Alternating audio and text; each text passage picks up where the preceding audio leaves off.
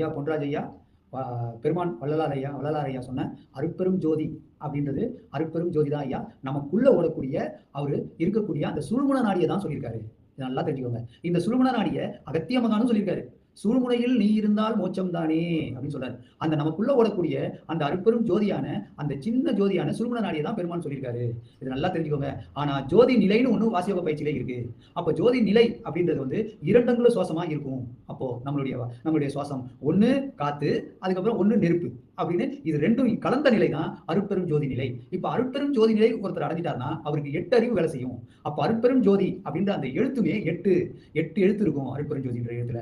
அப்போ அதை வச்சுதான் பெருமான் வந்து ரொம்ப தெளிவா சொல்லியிருக்காரு. அருட்பெரும் ஜோதி அப்படின்னு ரொம்ப தெளிவா சொல்லியிருக்காரு. ஒருத்தனுடைய 8 அறிவு வேலை செய்யுதுன்னா அவனுடைய சுழுமுன நாடி நல்லபடியா வேலை செய்யுதுன்னு அர்த்தம். அவனுடைய சுழுமுன நாடி சிரசுக்குள்ள ஒடுங்கி 2 அங்குல சுவாசமா பயணிக்குதுன்னு அர்த்தம். இதுதான் உண்மையான விஷயம் ஐயா.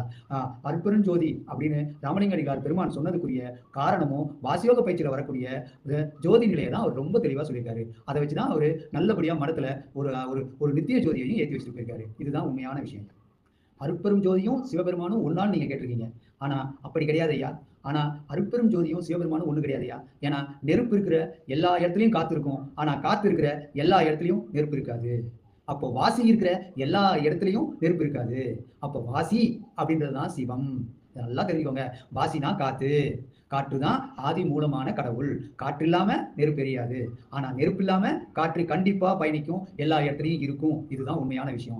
அதனால இது வந்து எப்படி அப்படின்னு பார்த்தா அகத்திய மகானுடைய பாடல்கள்லயும் இருக்குது. 5 பெரும் பூதங்கள்ல ஒரு பூதம் தான் இறைவன் அப்படின்னு சொல்லியிருக்காரு. 5 பெரும் பூதம்னா அதுல காற்றும் அடங்கும். அப்ப காற்றுதான் அகத்திய மகான் முழுமையான இறைவன் சொல்லியிருக்காரு. அப்ப காற்றான வாசிதான் எப்பொழுதும் சிவம். அருட்பெரும் ஜோதி சிவம் கிடையாது. சிவமும் காற்றும் சேர்ந்ததுதான் அருட்பெரும் ஜோதி. இதுதான் உண்மையான விஷயம். இதை நல்லா தெரிஞ்சுக்கோங்க. சிவா அப்படின்றது நெருப்பும் காற்றும் சேர்ந்ததுதான். ஆனா வந்து சிவம் யாரு அப்படின்னு பார்த்தா தனித்து நிற்கக்கூடிய காற்று தான் எப்பொழுதும் சிவம். வாசிதான் சிவம். வாசிக்கு தான் எப்பொழுதும் எல்லா இடத்துக்கும் பயணிக்கக்கூடிய நிலை உண்டு. ஆனா நெருப்பு எல்லா இடத்துலையும் பயணிக்காது. இதுதான் உண்மையான விஷயம்.